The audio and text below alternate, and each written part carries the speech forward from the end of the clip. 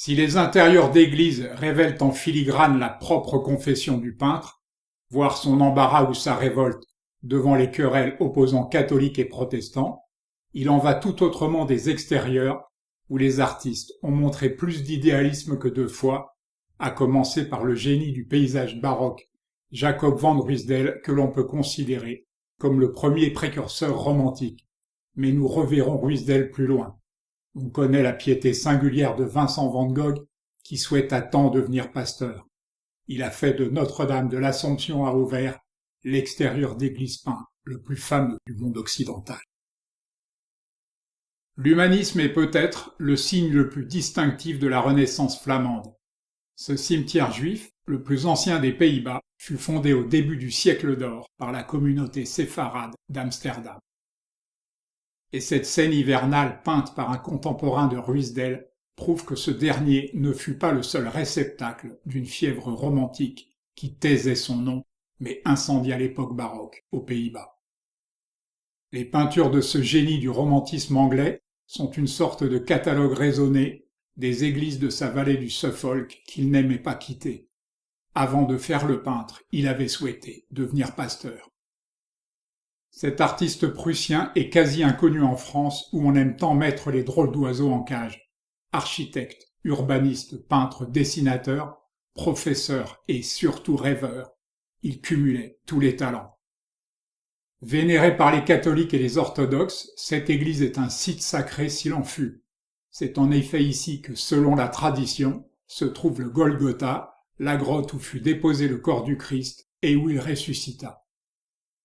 Cet autre artiste prussien est si oublié aujourd'hui qu'il est difficile d'imaginer combien il fut populaire de son vivant. Il s'était fait une sorte de spécialité des ruines d'églises ou de monastères sous la neige. Corot est un géant ou plutôt un ogre de la peinture, et il est à mon sens le plus grand arpenteur de France, avalant des milliers de kilomètres par an, chevalet sur le dos, témoin essentiel de ce que fut ce pays. Après avoir découvert à Paris les audaces chromatiques des fauves, Kandinsky prit la route des Alpes bavaroises et s'installa à Murnau près de Munich, où il appliqua leurs principes dans une superbe série.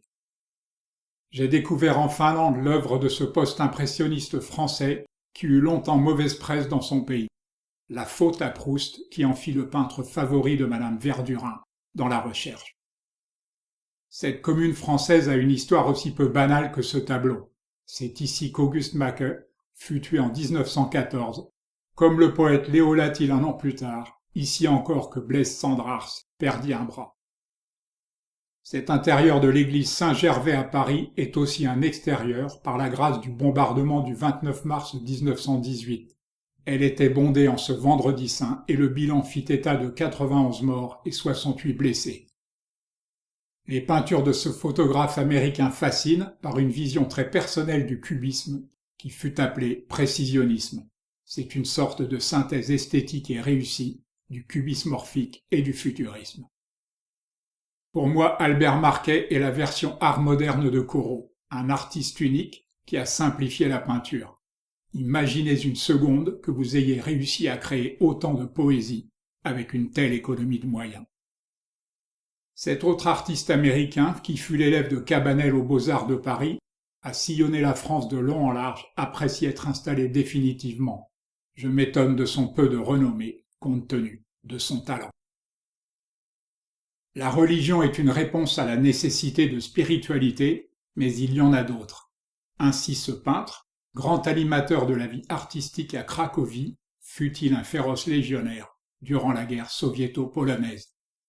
Et je note avec un brin d'amusement que parmi les toiles les plus spirituelles et les plus élevées que la peinture a consacrées aux extérieurs d'églises, nombre d'entre elles ont été produites par le génie de mécréants qui tutoyait les anges.